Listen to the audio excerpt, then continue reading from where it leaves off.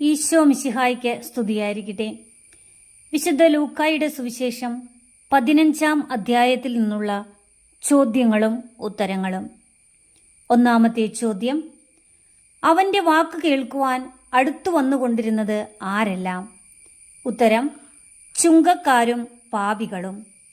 ചോദ്യം 2: ചുങ്കക്കാരും പാപികളും അവന്റെ വാക്ക് കേൾക്കാൻ അടുത്തു വന്നുകൊണ്ടിരുന്നപ്പോൾ ഫരിസേയർ എന്തു ചെയ്തു? ഉത്തരം: പിറുപിറുത്തു. ചോദ്യം 3: ഫരിസേയർ പിറുപിറുത്തതെന്ത്? ഉത്തരം: ഇവൻ പാപികളെ സ്വീകരിക്കുകയും അവരോടുകൂടെ ഭക്ഷണം കഴിക്കുകയും ചെയ്യുന്നു. ചോദ്യം 4: 100 ആടിൽ 1 നഷ്ടപ്പെട്ടാൽ എന്ത് ചെയ്യാത്തവരായി ആരുണ്ടോ എന്നാണ് ചോദിക്കുന്നത്. ഉത്തരം: 99നെയും മരുഭൂമിയിൽ വിട്ടിട്ട് നഷ്ടപ്പെട്ടതിനെ കണ്ടുകിട്ടുവോളം തേടിപ്പോകാത്തത്. ചോദ്യം 5: ആടിനെ കണ്ടുകിട്ടുമ്പോൾ എന്തു ചെയ്യുന്നു? ഉത്തരം: സന്തോഷിച്ച് അതിനെ തോളിലേറ്റുന്നു. ചോദ്യം 6: ആടിനെ കണ്ടുകിട്ടി വീട്ടിലെത്തുമ്പോൾ അവൻ കൂട്ടുകാരെയും അയൽവാസികളെയും വിളിച്ചുകൂട്ടി പറയുന്നത് എന്ത്? ഉത്തരം: നിങ്ങൾ എന്നോടുകൂടെ സന്തോഷിക്കുവിൻ, എൻ്റെ നഷ്ടപ്പെട്ട ആടിനെ കണ്ടുകിട്ടിയിരിക്കുന്നു. ചോദ്യം 7: സ്വർഗത്തിൽ കൂടുതൽ സന്തോഷമുണ്ടാകുന്നത് എന്തിനെക്കുറിച്ചാണ്? ഉത്തരം: അനുതാപം ആവശ്യമില്ലാത്ത 99 നീതിമാന്മാരെ കുറിച്ച് എന്നതിനേക്കാൾ അനുതപിക്കുന്ന ഒരു പാപിയെക്കുറിച്ച്. ചോദ്യം 8: നാണയങ്ങൾ നഷ്ടപ്പെട്ട സ്ത്രീയുടെ കയ്യിൽ ഉണ്ടായിരുന്നത് എത്ര നാണയങ്ങളാണ്? ഉത്തരം: 10. ചോദ്യം 9: അത് കണ്ടുകിട്ടുവോളം ഉത്സാഹത്തോടെ അന്വേഷിക്കുന്നത് ആര്, എന്ത്?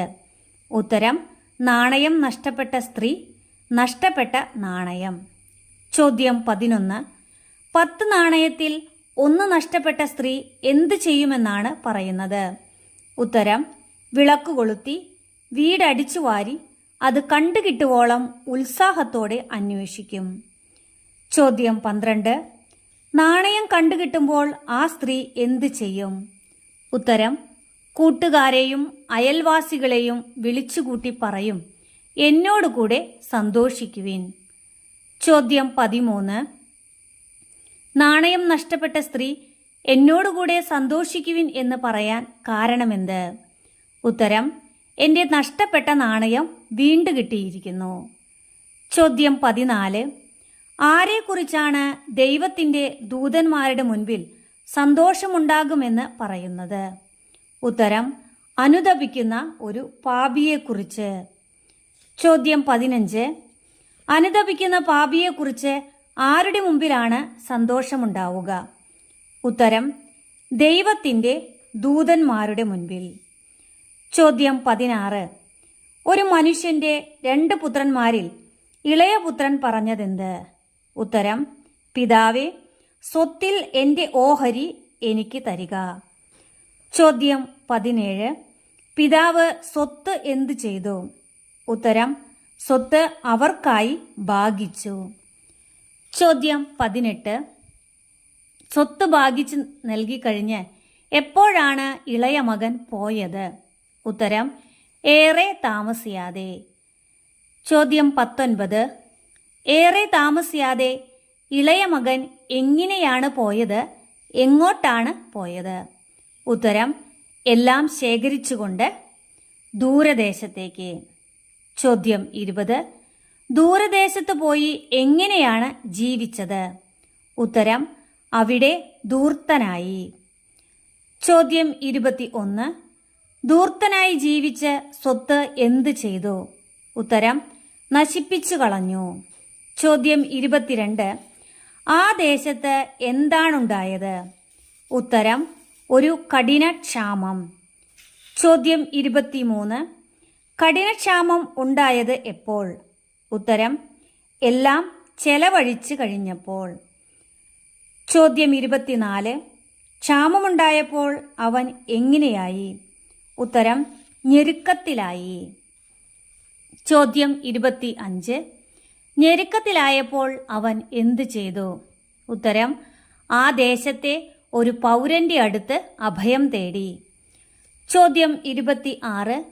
പൗരൻ അവനെ എവിടേക്കാണ് അയച്ചത്? ഉത്തരം പന്നികളെ മേയിക്കാൻ വയലിലേക്ക് അയച്ചു. ചോദ്യം 27. അവൻ ആശിച്ചതെന്ത്? പന്നി തിന്നിരുന്ന തവിടെങ്കിലും കൊണ്ട് വയറ് നിറയ്ക്കാൻ. ചോദ്യം 28. പക്ഷേ ആരും അവന് കൊടുത്തില്ല. എന്ത്? പന്നി തിന്നിരുന്ന തവിട്. ചോദ്യം 29. അപ്പോൾ അവന് ഡാഷ് ഉണ്ടായി. ഉത്തരം സുബോധമുണ്ടായി. ചോദ്യം 30. സുബോധമുണ്ടായപ്പോൾ അവൻ പറഞ്ഞത് എന്ത്? ഉത്തരം എൻ്റെ പിതാവിൻ്റെ എത്രയോ ദാസന്മാർ സുഭിക്ഷമായി ഭക്ഷണം കഴിക്കുന്നു, ഞാനോ ഇവിടെ വിശന്ന് മരിക്കുന്നു. ചോദ്യം 31. ഞാൻ എഴുന്നേറ്റ് എവിടേക്ക് പോകുമെന്നാണ് പറഞ്ഞത്? ഉത്തരം പിതാവിൻ്റെ അടുത്തേക്ക്. ചോദ്യം 32. പിതാവിനോട് എന്ത് പറയും എന്നാണ് പറയുന്നത്?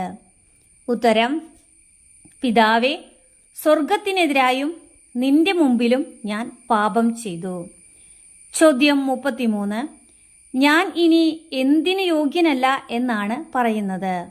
ഉത്തരം നിന്റെ പുത്രൻ എന്ന് വിളിക്കപ്പെടാൻ. ചോദ്യം 34. എന്നെ എങ്ങനെ സ്വീകരിക്കണമേ എന്നാണ് പറഞ്ഞത്? ഉത്തരം നിന്റെ ദാസരിൽ ഒരുവനായി. ചോദ്യം 35. അവൻ എഴുന്നേറ്റ് ഡാഷ് അടുത്തേക്ക് ചെന്നു. ഉത്തരം പിതാവിൻ്റെ. ചോദ്യം 36. പിതാവ് അവനെ എവിടെ വച്ച് കണ്ടു? ഉത്തരം ദൂരെ വച്ച് തന്നെ. ചോദ്യം 37. പിതാവ് എന്ത് ചെയ്തു? ഉത്തരം മനസ്സലിഞ്ഞ് ഓടിച്ചെന്ന് അവനെ കെട്ടിപ്പിടിച്ച് ചുംബിച്ചു. ചോദ്യം 38. മകൻ പറഞ്ഞതെന്ത്? ഉത്തരം പിതാവേ, സ്വർഗത്തിനെതിരായും നിന്റെ മുമ്പിലും ഞാൻ പാപം ചെയ്തു, നിന്റെ പുത്രൻ എന്ന് വിളിക്കപ്പെടാൻ ഞാൻ ഇനി യോഗ്യനല്ല. ചോദ്യം 39. ആർക്കെല്ലാം എതിരായാണ് ധൂർത്തപുത്രൻ പാപം ചെയ്തത്? ഉത്തരൻ സ്വർഗത്തിനെതിരായും നിന്റെ മുൻപിലും. ചോദ്യം 40. പിതാവ് ദാസരോട് എന്തെല്ലാമാണ് മകനെ അണിയിക്കാൻ പറഞ്ഞത്? ഉത്തരം മേൽത്തരം വസ്ത്രം, കയ്യിൽ മോതിരം, കാലിൽ ചെരുപ്പ്. ചോദ്യം 41. നമുക്ക് ഭക്ഷിച്ച് എന്ത് ചെയ്യാം എന്നാണ് പറഞ്ഞത്? ഉത്തരം ആഹ്ലാദിക്കാം. ചോദ്യം 42. ആഹ്ലാദിക്കുന്നത് എന്തുകൊണ്ടാണ്? ഉത്തരം എൻ്റെ മകൻ മൃതനായിരുന്നു, അവൻ ഇതാ വീണ്ടും ജീവിക്കുന്നു, അവൻ നഷ്ടപ്പെട്ടിരുന്നു, ഇപ്പോൾ വീണ്ടും കിട്ടിയിരിക്കുന്നു. ചോദ്യം 43. വീണ്ടും ജീവിക്കുന്നു എന്ന് പറഞ്ഞത് ആര്? ഉത്തരം മൃതനായിരുന്ന മകൻ. ചോദ്യം 44. അവൻ്റെ മൂത്ത മകൻ എവിടെയായിരുന്നു? ഉത്തരം വയലിൽ. ചോദ്യം 45. വയലിൽ നിന്ന് തിരിച്ചു വരുമ്പോൾ എന്താണ് കേട്ടത്? ഉത്തരം വീടിനടുത്ത് വച്ച് സംഗീതത്തിൻ്റെയും നൃത്തത്തിൻ്റെയും ശബ്ദം. ചോദ്യം 46. മൂത്ത മകൻ കാര്യം തിരക്കിയത് ആരെ വിളിച്ച്? ഉത്തരം ഒരു വേലക്കാരനെ. ചോദ്യം 47. വേലക്കാരൻ പറഞ്ഞത് എന്ത്? ഉത്തരം നിന്റെ സഹോദരൻ തിരിച്ചു വന്നിരിക്കുന്നു. ചോദ്യം 48. അവനെ സസുഖം തിരിച്ചു കിട്ടിയതുകൊണ്ട് നിന്റെ പിതാവ് എന്ത് ചെയ്തിരിക്കുന്നു എന്നാണ് പറഞ്ഞത്? ഉത്തരം നിന്റെ പിതാവ് കൊഴുത്ത കാളക്കുട്ടിയെ കൊന്നിരിക്കുന്നു. ചോദ്യം 49. അവൻ ഡാഷ് അകത്ത് കയറാൻ വിസമ്മതിച്ചു. ഉത്തരം കോപിച്ച്. ചോദ്യം 50. കോപിച്ച് പുറത്തു നിന്ന അവനോട് പിതാവ് പറഞ്ഞതെന്ത്? ഉത്തരം സാന്ത്വനങ്ങൾ. ചോദ്യം 51. മൂത്ത മകൻ എത്ര വർഷമായി ഞാൻ നിനക്ക് എന്ത് ചെയ്യുന്നു എന്നാണ് പറഞ്ഞത്?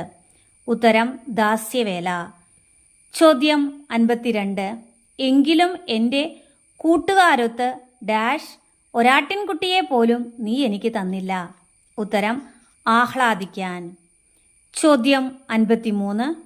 മൂത്ത മകൻ കൊഴുത്ത കാളക്കുട്ടിയെ കൊന്നിരിക്കുന്നു എന്ന് പറയുന്നത് എപ്പോഴാണ്? ഉത്തരം: വേശ്യകളോട് കൂട്ടുചേർന്ന് നിന്റെ സ്വത്തെല്ലാം ദൂർത്തടിച്ച നിന്റെ ഇളയ മകൻ തിരിച്ചു വന്നപ്പോൾ. ചോദ്യം 54. പിതാവ് മൂത്ത മകനോട് പറഞ്ഞതെന്ത്? ഉത്തരം: മകനെ, നീ എപ്പോഴും എന്നോട് കൂടെ ഉണ്ടല്ലോ, എനിക്കുള്ളതെല്ലാം നിന്റേതാണ്. ചോദ്യം 55. ഇപ്പോൾ നമ്മൾ എന്ത് ചെയ്യണം എന്നാണ് മൂത്ത മകനോട് പറഞ്ഞത്? ഉത്തരം: ആനന്ദിക്കുകയും ആഹ്ലാദിക്കുകയും വേണം.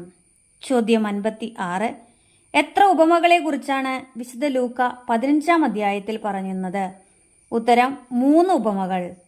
ചോദ്യം 57. 3 ഉപമകളിൽ അവസാനത്തേത് ഏത്? ഉത്തരം: ധൂർത്തപുത്രന്റെ ഉപമ. ചോദ്യം 58. ആദ്യത്തെ 2 ഉപമകൾ ഏതെല്ലാം? 1. കാണാതായ ആടിന്റെ ഉപമ.